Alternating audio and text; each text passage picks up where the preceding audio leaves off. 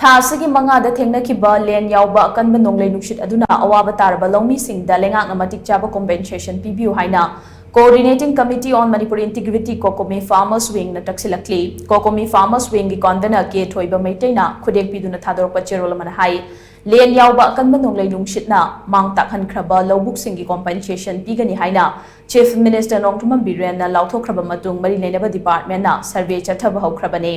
khongthang asigi makhada awaba tahoraba lawmi singda compensation gi senfam asi matam chana madi matik chana phanganbiu lawmi sing asina mahai marong puthokna bohona bada achoba senfam ama puthokli